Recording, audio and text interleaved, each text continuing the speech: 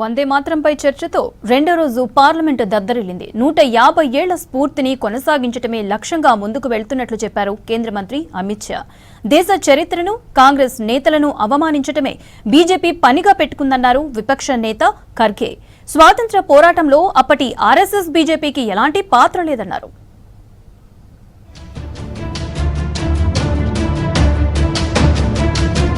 పార్లమెంట్లో రెండో రోజు వందే మాత్రంపై హాట్ చర్చ జరిగింది. రాజ్యసభలో చర్చను ప్రారంభించారు కేంద్ర మంత్రి అమిత్ షా. వందే మాత్రం అన్ని తరాల ప్రజల్లో స్ఫూర్తి నింపుతుందన్నారు. 150 ఏళ్ల స్ఫూర్తిని గౌరవించి దాన్ని వైభవం శాశ్వతంగా ఉండేందుకే చర్చ తెచ్చామని తెలిపారు. బెంగాల్ ఎన్నికలను దృష్టిలో పెట్టుకుని చర్చ తెచ్చామనే వాదనను ఖండించారు అమిత్ షా. मगर जब वंदे मातरम का प्रकटीकरण हुआ, वंदे मातरम बंगाल तक सीमित नहीं रहा था, देश तक भी सीमित नहीं रहा था।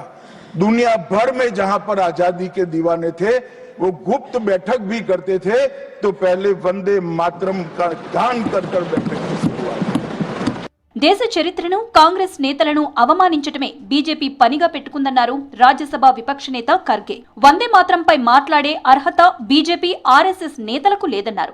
స్వాతంత్ర్య ఉద్యమంలో వందే మాత్రం నినాదం తెచ్చిందే కాంగ్రెస్ అని గుర్తు చేశారు. సహాయ నిరాకరణ ఉద్యమంలో లక్షలాది కాంగ్రెస్ నేతలు జైలుకు వెళ్లారని చెప్పారు. ఆ టైంలో బీజేపీ, ఆర్ఎస్ఎస్ వ్యవస్థాపకులు బ్రిటిష్ వారికి సహకరిస్తూ దేశద్రోహానికి పాల్పడ్డారన్నారు ఖర్గే. सर, इस तरह वंदे मातरम को आजादी का नारा बनाने का काम कांग्रेस पार्टी ने किया। महात्मा गांधी की जय और वंदे मातरम का नारा लगाते हुए जेल जा रहे थे। आप क्या कर रहे थे? ब्रिटिशों के पास नौकरी कर रहे थे। వందే మాత్రం ఎప్పుడు పాడినా మొదటి 2 చరణాలే ఆలపించాలని అప్పటి Congress working committee తీర్మానించిందన్నారు Kharge.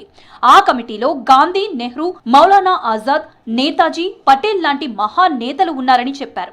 Working committee సమిష్టి నిర్ణయాన్ని ప్రధాని మోదీ, కేంద్ర మంత్రి అమిత్ షా అవమానిస్తున్నారని ఫైర్ అయ్యారు ఖర్గే.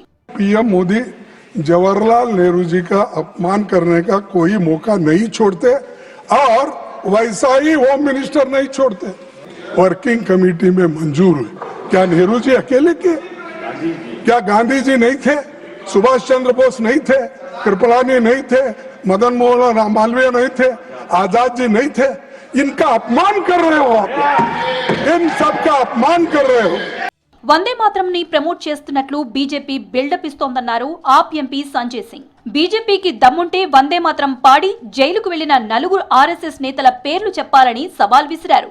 స్వాతంత్ర్య పోరాటంలో ఆర్ఎస్ఎస్, బీజేపీకి ఎలాంటి చరిత్ర లేదన్నారు సంజయ్ సింగ్.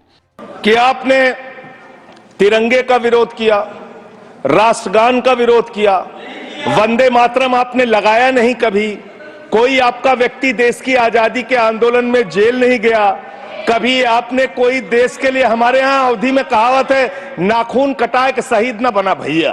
तू तो नाखूनों नहीं कटाया भैया, बिना नाखून कटाए शहीद बना चाहता है। స్వాతంత్ర్య పోరాటంలో పాల్గొన్న నేతలందరికీ సరైన గౌరవం దక్కాలన్నారు డీఎంకే ఎంపీ తిరుచి శివ. ప్రధాని మోదీ తన ప్రసంగాల్లో చాలా మంది పేర్లు ప్రస్తావించారని చెప్పారు. కానీ 12 ఏళ్లుగా ఆ నాయకుల కోసం ఎన్డీఏ సర్కార్ చేసిందేమీ లేదన్నారు. అన్ని ప్రాంతాల నేతల గురించి సిబిఎస్ఈ పాఠ్యాంశాల్లో చేర్చాలన్నారు తిరుచి శివ.